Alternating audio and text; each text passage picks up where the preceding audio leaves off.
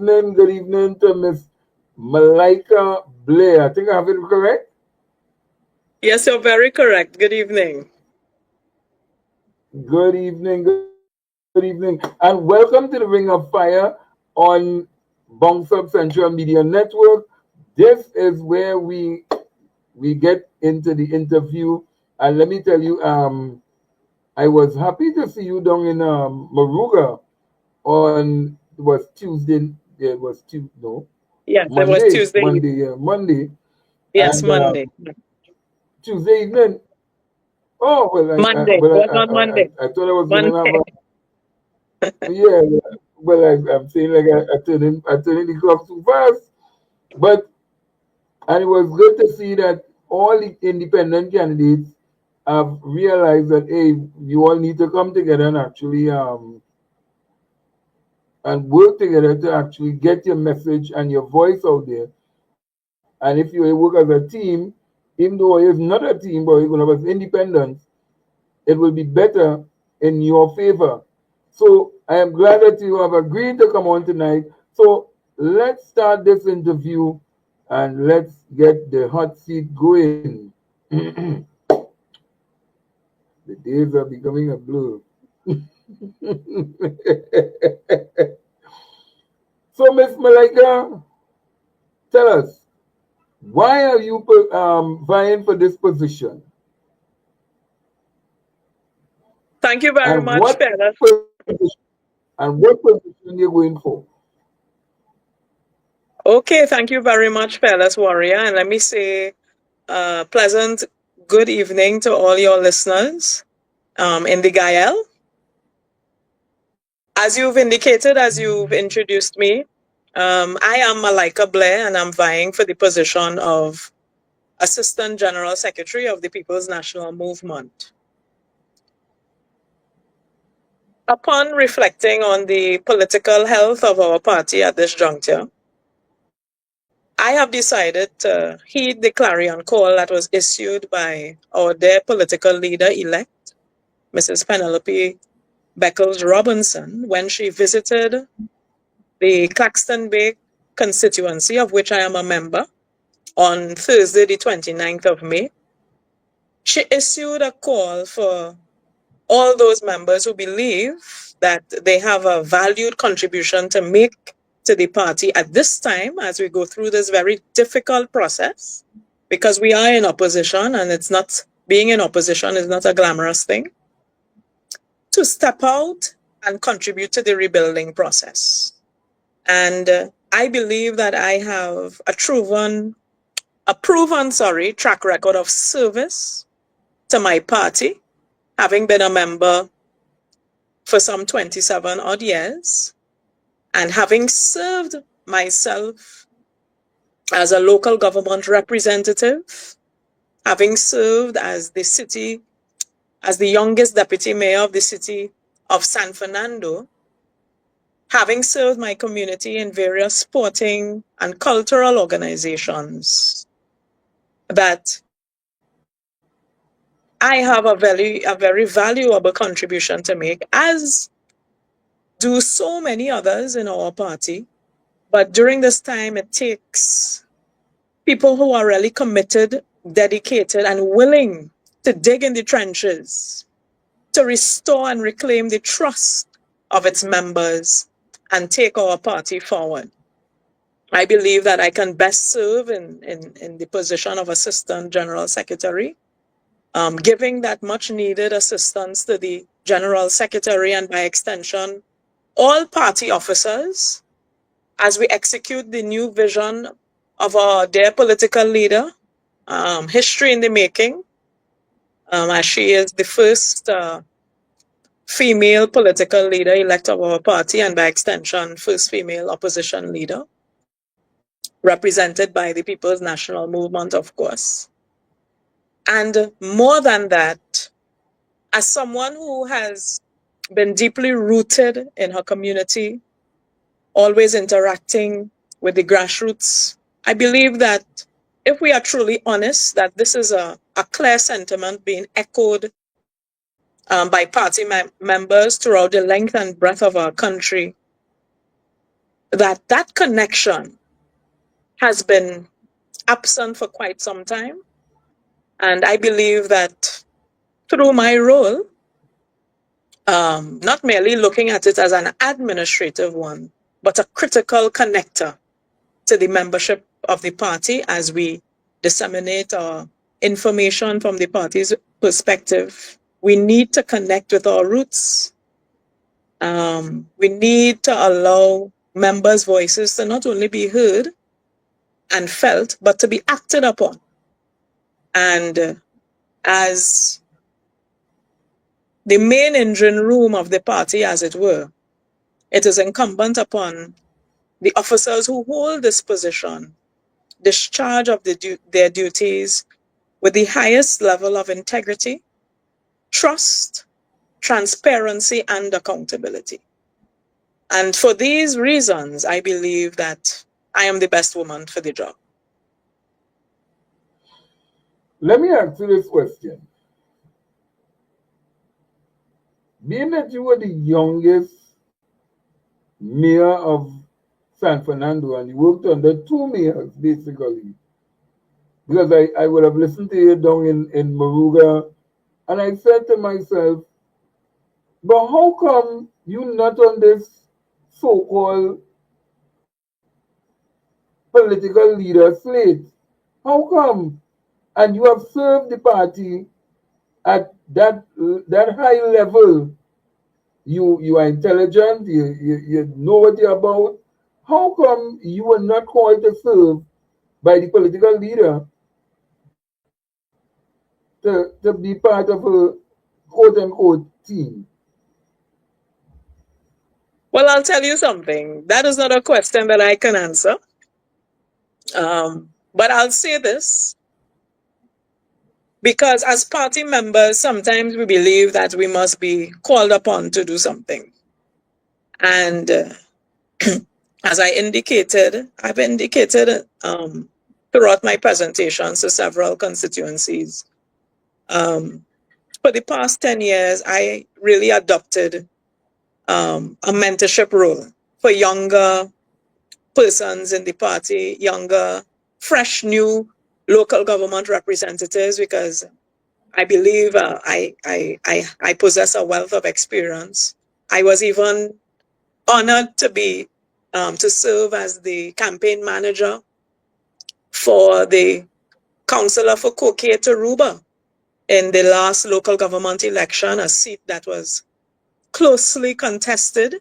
And were we not victorious, the People's National Movement would not have held on to the corporations in Trinidad. And by extension, we would not have been able to regain our prowess in the city of San Fernando. So, as a member with a wealth of experience, and there are so many others like me who choose to serve in the background, it is really incumbent upon us to really stand up, step out, put our shoulders to the wheel and show our mettle, and allow the membership to judge us based on our merit as we present ourselves and offer ourselves for service. And interestingly, it really nudged me when that clarion call was made by our leader. I said, a lot of people are hurting and expressing their hurt because it's a very difficult period for a lot of us as members of the party. Being in opposition is not glamorous. But instead of sitting in the back and on the sidelines and criticizing what has happened, though I believe that we must examine scientifically the reasons why we are in this position.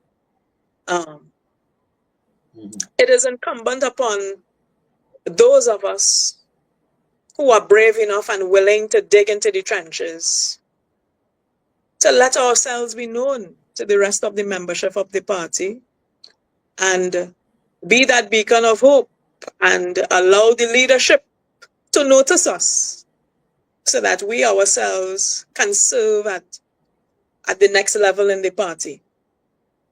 The PNM, we possess a wealth of talent and expertise in our party.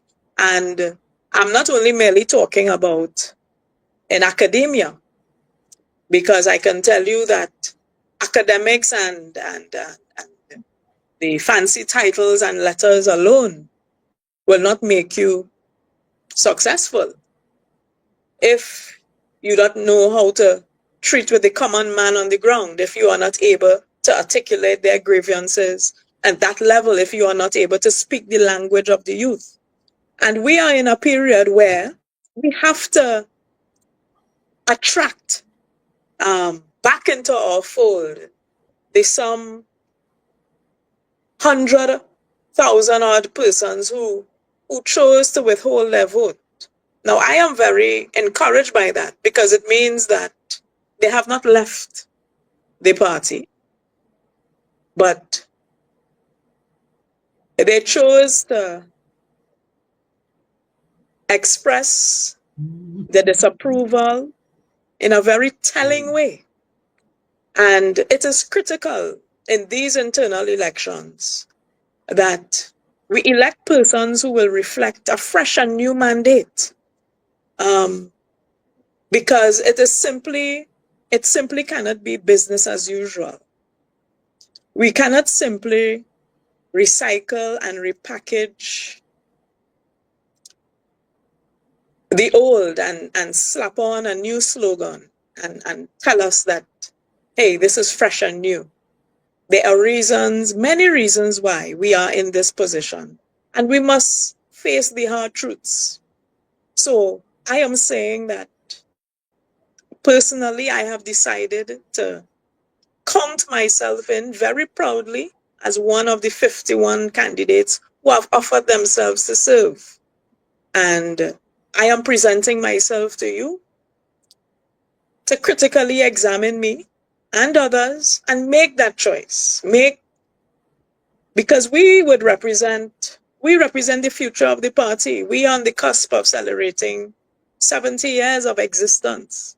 We have a very rich legacy. And I can tell you that if we only return to the tenets of this great constitution that we possess in our party, one of the richest documents that we possess in the Caribbean, I dare say, we will be on the road to reclaiming our party, restoring our party, and ensuring that we return to government on or before 2030. How many persons are going up for the position of Assistant General Secretary? For this position, there are only two persons, the incumbent, Mrs. Patricia Alexis, and myself. So let me ask you this question. Let me ask you this question. Would you be able to work with persons who did not or may have fallen down on the job in terms of what we call the field in certain departments? Would you be willing to work with those persons? Or would you call on the leader to make the changes and say, hey, you know what? I don't think this person is competent to continue the mandate. Would you be able to do that?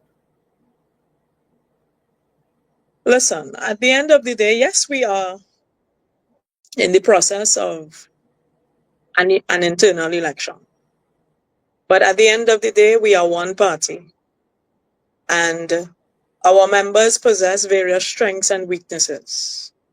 And as members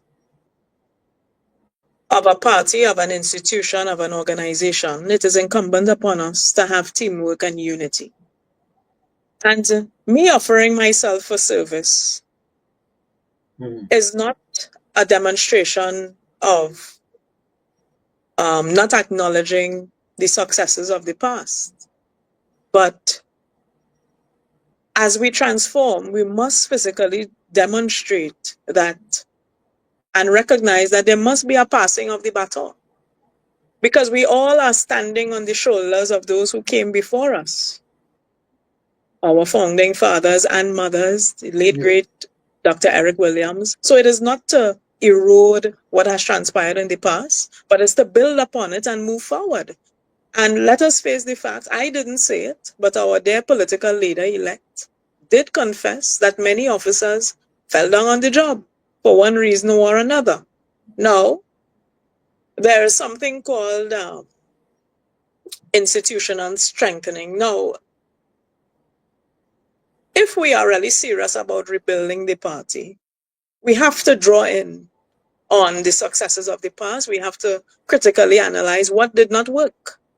And in saying so and in analyzing this, I would be more than willing to work with anybody who is really serious and committed to the task of rebuilding the party, of standing on the principles, aims, and objectives as all outlined in our constitution. We cannot allow ourselves to move forward with old baggage. We must face that reality.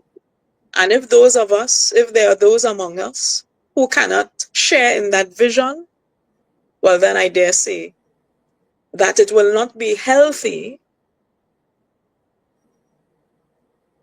for us to encourage that type of behavior that is at variance with where the party needs to go.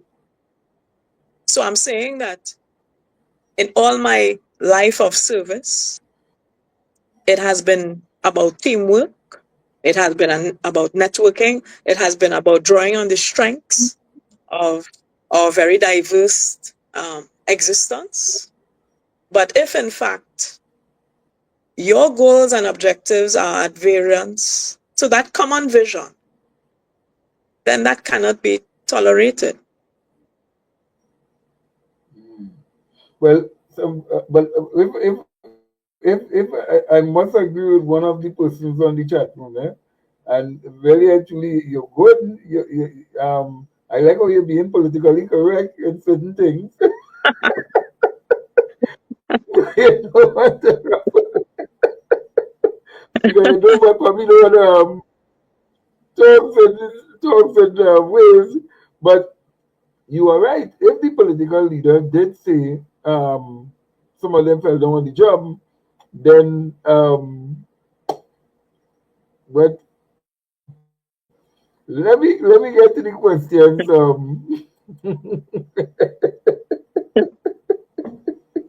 Let me get to the questions. What people are asking. So this question is: some members have lamented that party groups, the way they are structured, now have become obsolete and disconnected. Um, right, they have become obsolete and disconnected. What ideas do you have about improving the way party groups operate currently? So let me read it over again. Let me read it over because apparently I made a little mistake in one word that they tried to put in here. So some members have lamented that party groups, the way they are structured, now have become obsolete and disconnected. What ideas do you have about improving the way party groups operate currently? Okay, very good question. Um, Now, the party group is the foundation of our party. And who or what is the party group? The party group comprised of you and me. Its foot soldiers, its members within the particular polling divisions of your constituency. So the party group, while some may use the term loosely and we may say, well, who is this or what is this elusive group? It is the foundation of our party, and we must examine the organizational structure of the party. Now, I do not, as party members, one cannot deny that at times we have party groups that exist just on paper. And I Mm-hmm. remember a time um, way back when, not so long ago, when I first started um, my active participation in the party, some 25 years ago, that the party groups were very vibrant, that you, from time to time, you would have members of the national executive visiting party groups, that community events would have been arranged and operated by the party groups. Now, I do not think that party groups have become obsolete, but in some ways, some members have found that we simply just create party groups for the purpose of electing a particular executive of a constituency. And we must move away to that. And this is why I say we must go back to our moorings, in that from the party group, and it's very important and instructive in terms of how our party is set up. The structure is very robust. But I think what is happening now, we need to find new ways of connecting with persons in our communities.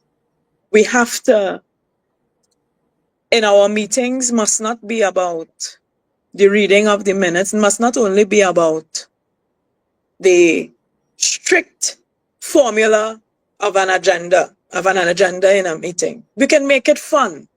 You can play games. You can make it educational. And by this, we would need all hands on deck. And by that, I mean, we really need party officers, those who have been elected in the various positions, elections officer, field officer, and I'm talking about not just at the national level, but at the constituency level, that you really have persons Mm-hmm. performing their duties in their various roles.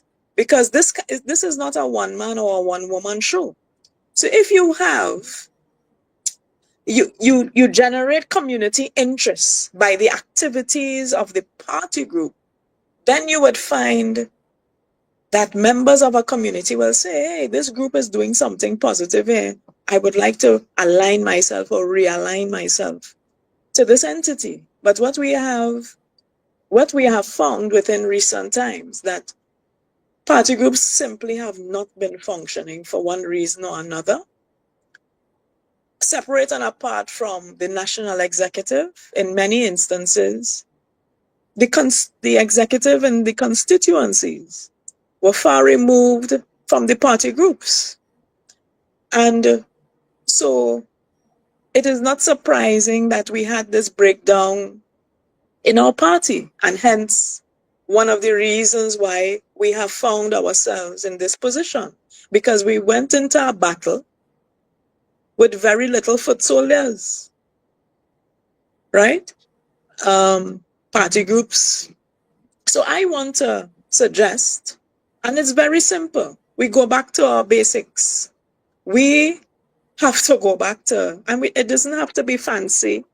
Yes, we live in um, a new age and we are modernizing the way we do business, but nothing can beat that one-on-one interaction, that one-to-one interaction. People must feel connected once again as you outline your aims and goals. We must get buy-in to our aims and objectives once again. And that is one of the reasons why I, as a young woman, I joined the party, because I believed in the ideologies uh, set out by our founding fathers and mothers. So I'm saying that it is not that we have to get too scientific about it.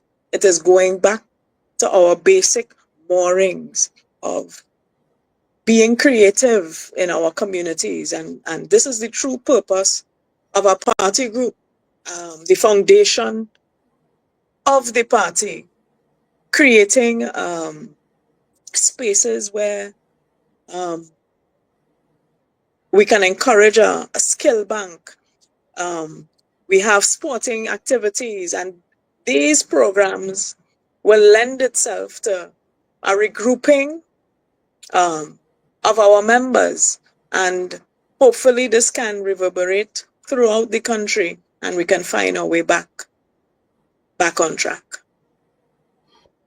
Well, let me give you the next question one time because they're coming in back to back here. Question, because we have some questions, trust me. Eh? And I'm glad that you all did it in Maruga, and I realized that in Tobago that they had question and answer all of a sudden on the other fleet. So they have introduced that now. Oh, she got cut off. Okay. Probably somebody must be called a phone. But this is the way you get it right here. And let me tell you something. Eh? Imagine it can't talk politics these days because there's so much to talk about. We just waiting on Miss Blair to come back in.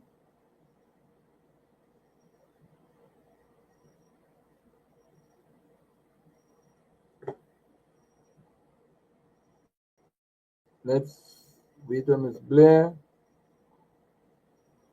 So let's take a little break and all right. So she is back.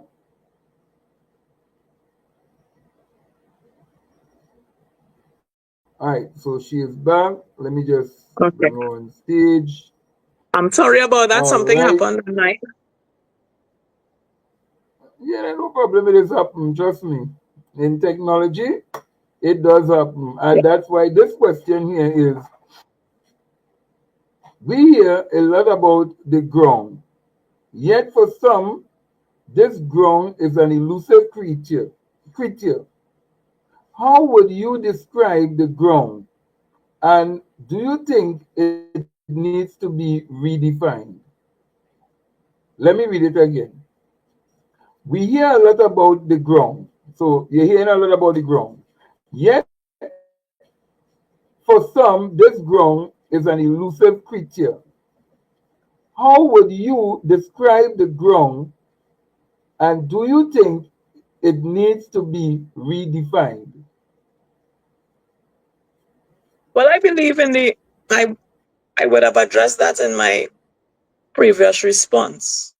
And I don't believe Mhm. that it is an elusive entity. What probably has happened is that we have probably moved away from focus on the ground. The ground is people like you and me, the common members of the party. The ground is what Yeah. makes the party. And we must not see ourselves as separate and apart from the executive or the leadership of the party. And I personally, I have a different view where that is concerned because I understand what servant leadership is. So I do not see myself as a ground member as separate and apart from maybe the liberations officer, the general secretary. Because yes, organizations have a structure, but I am a valued member, and without me, there is no organization. And I believe as members, we must share in the responsibility of upholding the party and keeping people accountable as they discharge their duties. What was the second part of the? So that in essence, there isn't a separation between the ground and the executive of the party. It's simply a question of us going through the democratic process and examining each candidate on their own merit and simply electing these persons who have offered themselves to serve on the leadership of the party as any thriving and successful organization.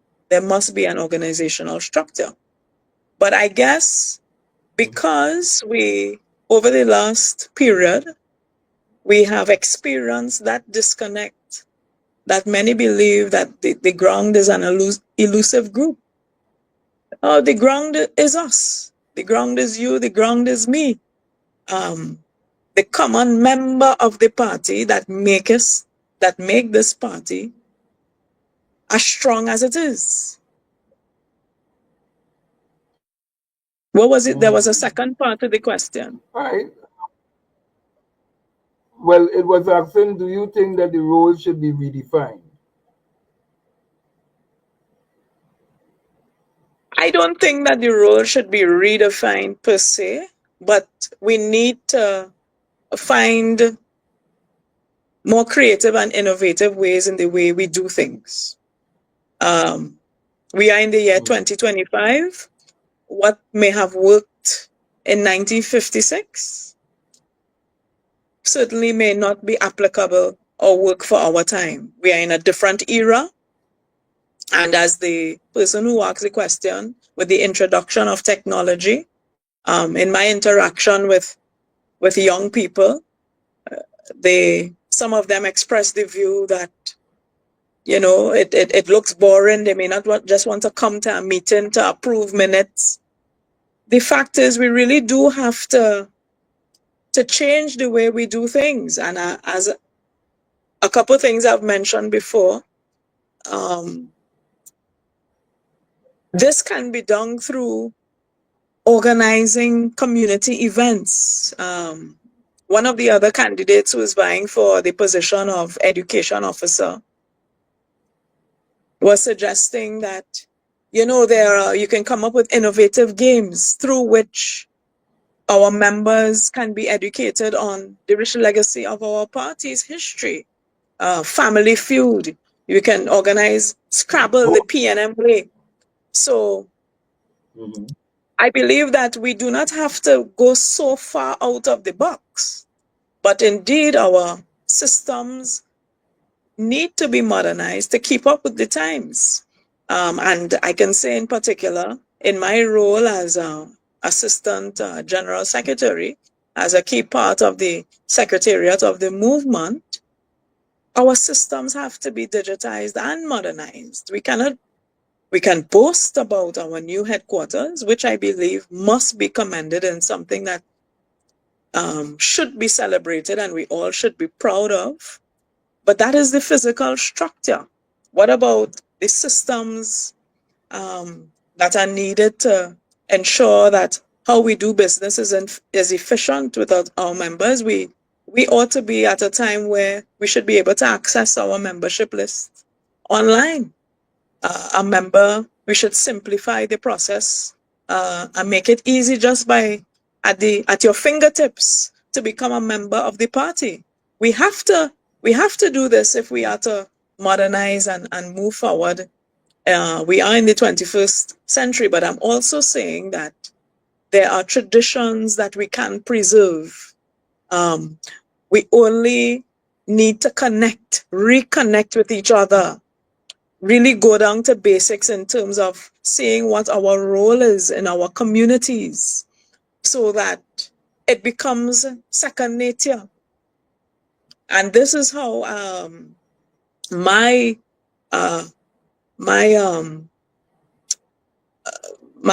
presence in politics started. I was not focused on being a local government representative, but it came quite natural to me because I was already involved in my community through culture as a member of a steel band movement. Even I was very much involved in athletics in my younger days. So I have this sense of community and the willingness to improve my community. So service becomes natural. Nation building becomes natural. And when we expose our young people and include the elders, because there are many of them who possess that wealth of experience and knowledge, and this is something that in the party we must do more of. We find that in our constituencies, we're ready to remove the older heads, but they possess some of the real values that we need to go back to. So it is really honoring the past while bridging the gap with the new in order to take our party forward, um, and attract again the persons who would have found themselves disillusioned and despondent at this time. It really takes going back to basics. And let me do this. Well, you basically answer the. I don't know, like you must be seeing the some of the questions in the chat room. So you're answering them one after the other. So let me do this follow up question here because we have some. Oh God, like something happened this now there again, and so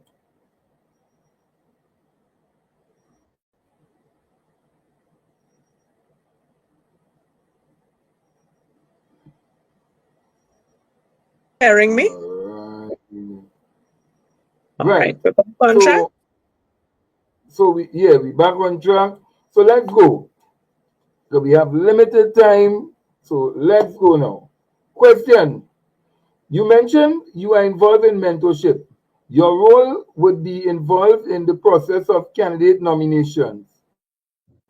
How will you use your mentorship skills / training to groom the best for 2030? Let me read it again.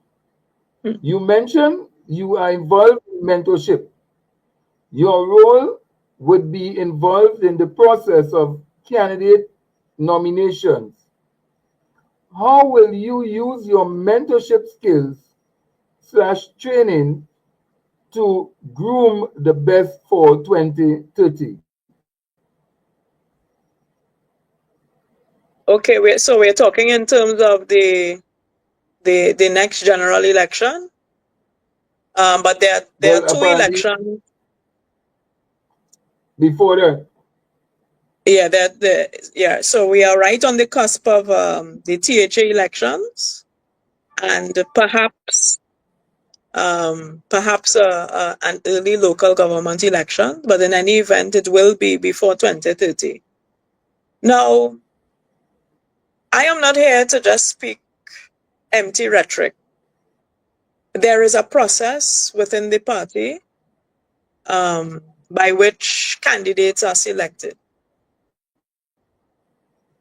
Of course, at the constituency level, and um, by extension, once the approval is given at that level, they face the screening committee, the leadership of the party. Now, what I can tell you in my community of Marabella, and I operate via the Pointe-a-Pierre constituency, now known as the Claxton Bay constituency, there's a team in terms of, even now we are engaging in that process um, of us trying to identify persons with that leadership um, capabilities, persons who are known in the community. So I don't think it's not a role for just one individual, but of course, the potential candidates as such, they have to want to enter into this arena of politics, because what I do as a young woman, I would have had peculiar experiences, and we cannot bury our heads in the sand. Politics is not for the faint-hearted. And I like to draw on my own personal experience as to how one can navigate through the process, because it's a very demanding job. It can be demanding on your family, your personal life, etc. So I'm saying that training must be done, of course, in public speaking. You must be able to articulate uh, the grievances and the views of the burgesses or citizens that you represent. You must understand some level of diplomacy, um, even at a minor level in terms of the protocol.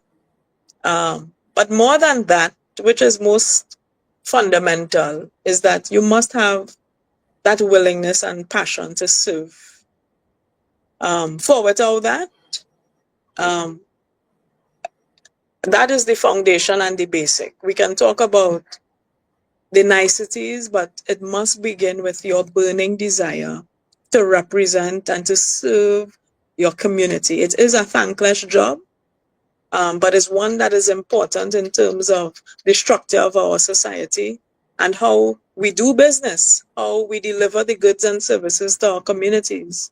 So, having accepted that you are willing to serve your community and so on, um, all the other things come into play, and Mhm. it's simply a process of tapping into those who have served before and those who may be serving, and imparting the knowledge from our perspective while combining some of the new issues that representatives of today may face.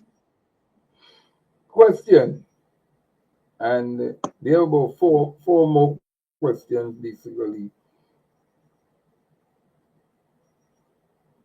Do you think that the executive was connected to the general membership, and who was in charge who was in charge in the executive disconnect from the ground? Let me read it again. Do you think that the executive was disconnected to the general membership, and who was in charge in the executive disconnect from the ground? You're really putting me on the hot seat. Well, let me say this. Yeah, we have our party structure. The Right. the general council is comprised of representatives from all 41 constituencies. And it is really the job of our representatives on general council to represent the views presented to the constituency from the party group. So it goes to the constituency executive, uh, to our general council representatives, and then to the leadership of the party as that general council body. Yeah. As we are in the season of facing our hard truths, while at present I am not a member of the General Council, so I cannot directly speak to what transpires or what transpired in General Council within the recent past, but I must say that this is a sentiment that has been echoed throughout, that for some time members felt that their views were not being listened to. They felt that they were not being heard. And I don't think that any one person in the executive would be responsible for that wholly and solely. There's something called collective responsibility, because I can tell you, um, in meetings, we have to, as the leadership, you have to create that space where members feel that they are free to speak and that their views will be felt, heard, and acted upon. And many persons have expressed the view that they came to General Council and made presentations about um, the health of their particular constituencies, and it fell on deaf ears. Now, it's not for me to say that any one individual or group of persons were directly responsible. Hello, are we there?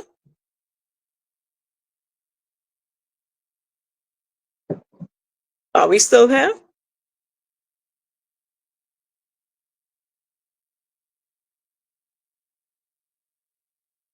Hello?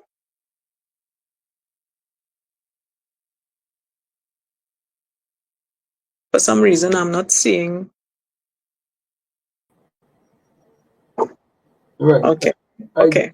I do apologize for that. Oh, I that's quite okay. So I was saying that it's not for me to say or to call out any one individual or group of individuals, but I'll say this. I am not in the business of perpetrating the division in the party. I don't believe that it is healthy. While I understand and I respect and I will encourage that we must have free and frank discussions about what has transpired, I don't believe that we should be dwelling on the name, the blame, the blame game.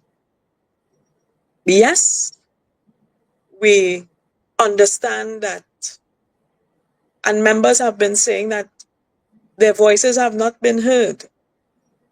I cannot identify any one person who may have been responsible for not listening.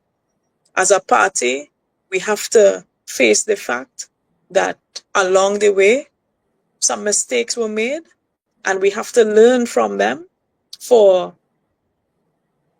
in the absence of that, we are doomed to repeat the same mistakes. And Mhm. sure, go ahead. Question. Somebody's asking, what was the general secretary doing all the time? But that is a question for the General Secretary to answer. I cannot answer for him, but I can say that this is the importance of looking at the candidates who are offering themselves for election this upcoming Sunday. For the General Secretary is like the CEO of the party, and his core role and function is to ensure that the various arms of the party is working like a well-oiled machine. Political organizations exist to win elections and to form the government. And if, as CEO of that organization, your various units and arms are not working properly, then it is a reflection on your stewardship. And at this juncture, where we see a number of incumbents have offered themselves for re-election, we, the membership, have to make the choice if we are willing and happy with the trajectory upon which the party has been going, or do we believe that a fresh mandate with new competent individuals are needed to restore and rebuild, and not just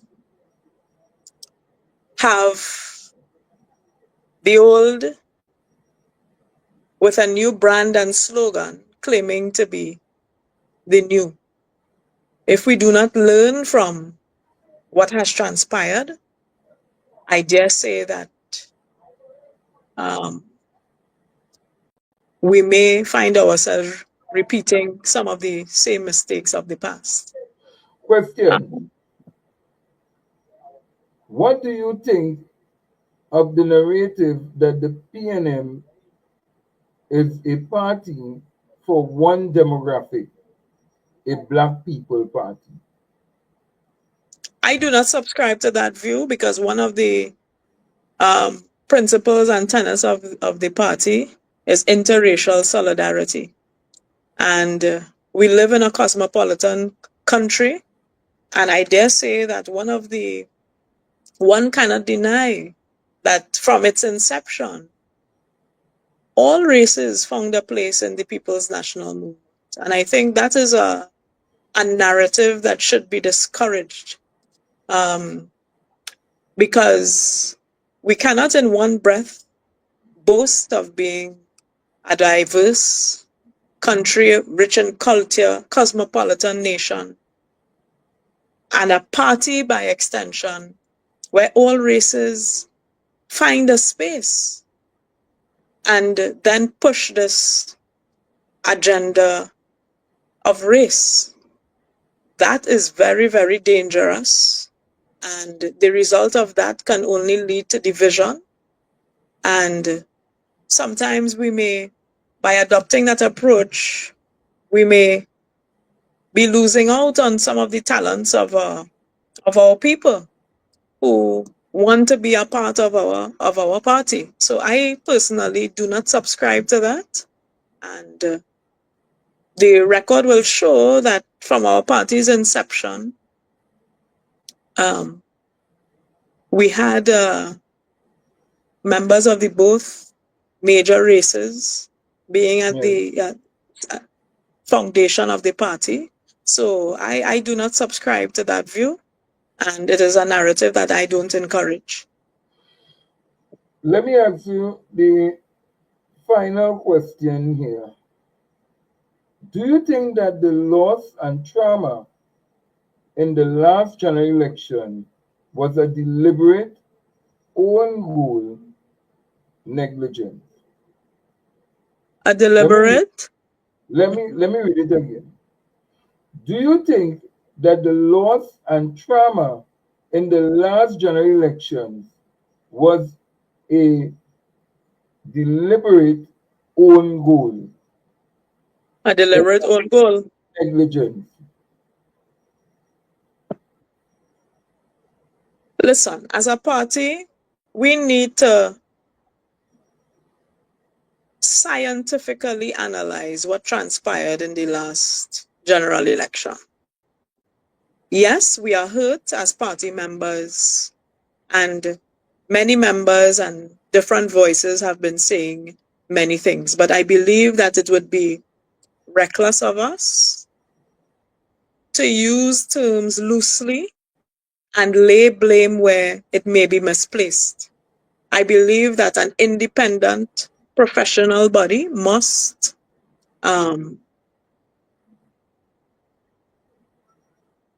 conduct a good analysis of what transpired scientifically, coupled with, so that will form the data, which is very, very important, by which we can measure our results scientifically, coupled with, of course, the natural expressions of the members of the party in terms of how they connect and how they feel a part of the organization, which would have played a significant role as well.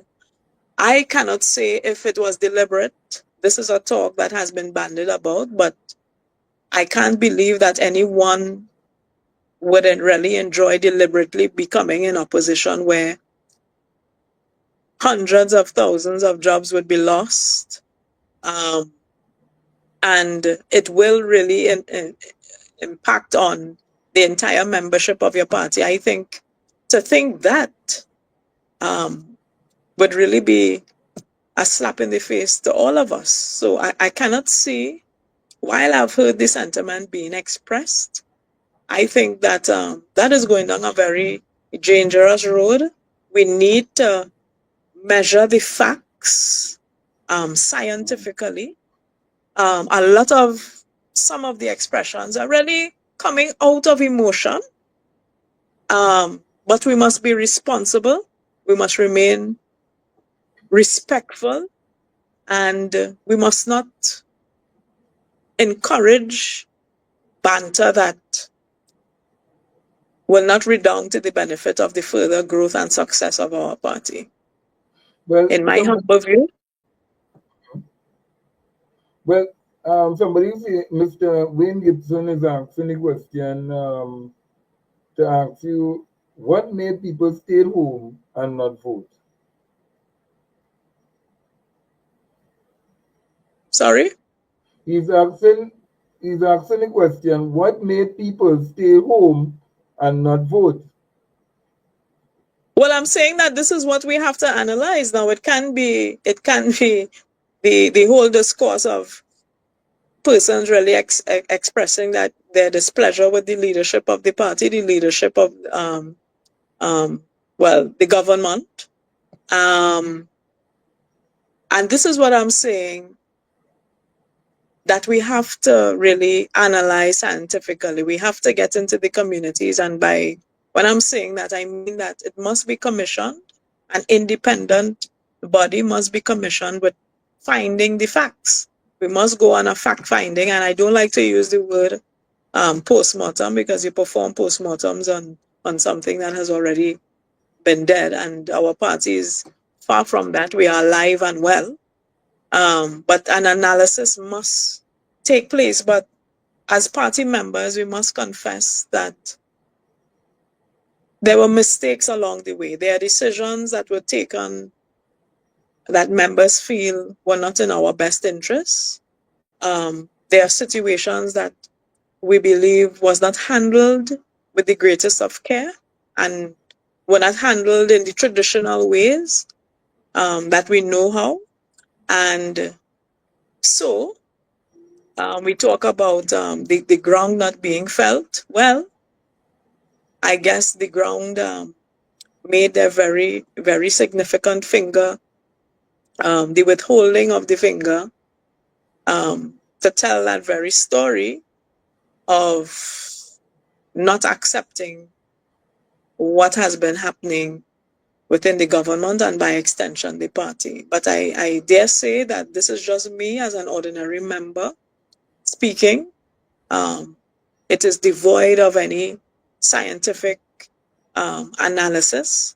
And I believe that this must be done as part of the rebuilding process if we are to really find ourselves back on track. We cannot just go on the basis of old talk and emotions, right? But and undoubtedly, a lot of the sentiments being expressed by our members and the very ground must be taken on board.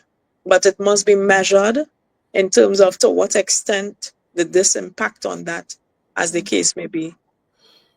And final question. We can't take no more questions after this. This is it. And the question is, if after three-party analysts and members' feedback, you do indeed find that individuals were instrumental as Assistant General Sec, do you think they should be sanctioned or expelled? Let me read it again. If after three-party analysts and members' feedback, you do indeed find that these individuals were instrumental as Assistant General Secretary, do you think that they should be sanctioned or expelled? So that would be leading up from a question that would have been asked in terms of um, people being instrumental in undermining the party, basically. Okay. Well, that will not be a question for simply me as the Assistant General Secretary. In our party, we have something called a disciplinary committee, where um, instances of that requires um, disciplinary measures will be brought before the committee, where all the facts can be presented, and thereafter the committee will make its recommendation, present it to the central executive, and then a decision will be made. So I'm saying that that will not be uh, uh, a responsibility or a role for me per se, but it is clearly outlined in the Constitution how disciplinary matters, are dealt with. However, I must say that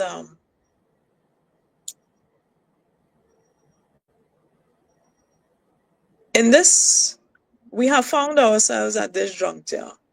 And if we are really serious of transforming this party, all hands need to be on deck. And we cannot continue to spew hate and old talk at each other. At the end of the day, the party's image is being affected. And as members, we need to be responsible in our discourse. As members, we are the propagandists of the party.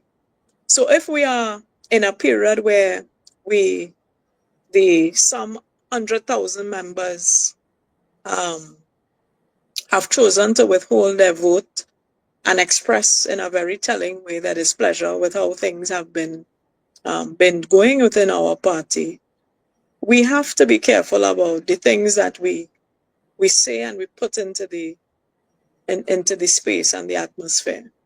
We, at a time that where we need healing, we need forgiveness, while we must not be blinded by those who have their own personal agendas, but I'm saying that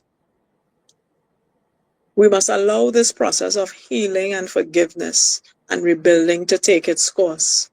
And I believe that, with social media, it has given everyone a voice, a public voice. And I guess we are free to express ourselves and our opinions publicly, but we must be responsible. Because if we are saying that we are to present ourselves as once again being a credible team who can form a government, then I dare say there are some discussions that must not be in the public.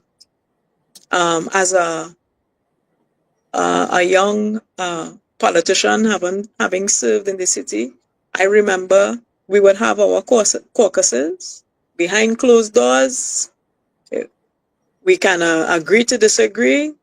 You vent, you bring it, but when we walk out of that room, there's something called collective responsibility, and each member, we hold to that. Even if you personally would have not been in agreement, at the end of the debate or the discussion, there's something called collective responsibility, and we must be responsible custodians and propagandists of our party. And to do otherwise would suggest that we are not ready to rebuild. We are not ready to transform. We are not ready to take this party forward to its rightful place. Because I dare say the country needs the People's National Movement. We have a rich legacy of which we should all be proud. There are many success stories. The true development of our Twin Island Republic, one cannot deny its policies and programs were in fact instituted by the policies of the PNM. And we cannot be appearing to adopt the traditions of others opposed to us. We are held to a higher standard because in the past, we've conducted ourselves in a particular way. We are not perfect by any means. We are different human beings with different ideals and aspirations. But if we have come together as a common unit, as a common goal, with a common goal, and we go back to the aims and objectives and ideals of the constitution of our party, then I believe that there is hope and we will achieve our goal of reclaiming the seat of governance in Trinidad and Tobago. Well, any final words? Because the people in the chat room seems, well, one or two of them kind of realize like you're talking, they try to be politically correct. Well, what is being politically correct? We have to be responsible, you But know? well, we waited to hear what they're saying. Well, some of them agree and they do like what they're hearing, and they're saying that they will be voting. They're coming out. They're going to be voting, and but your final words before we wrap up.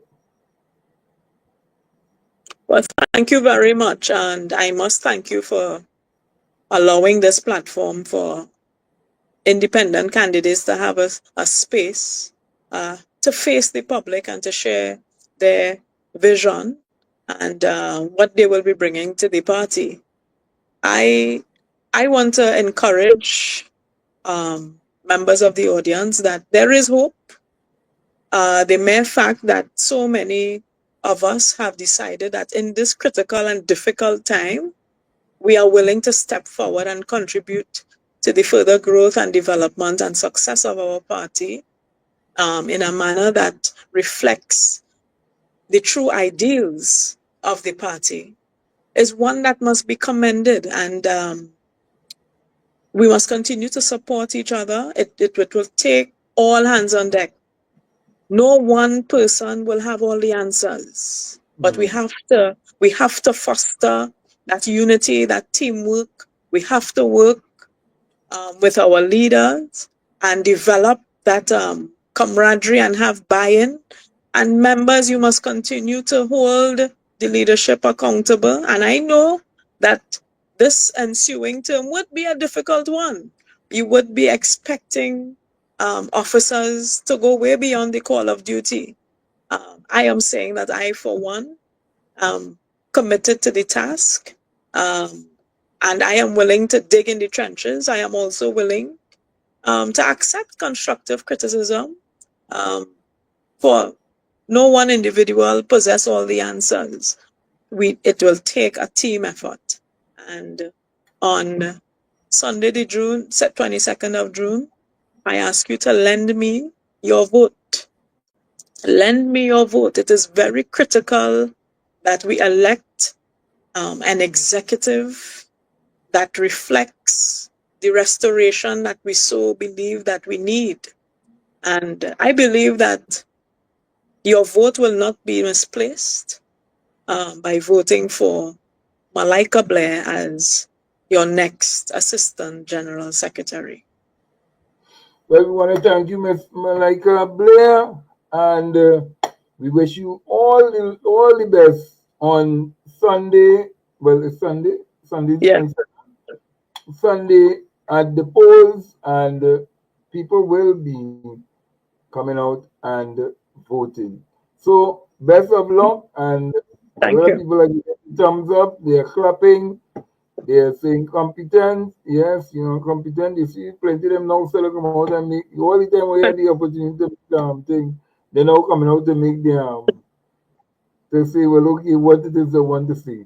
But we will be, so thanks again.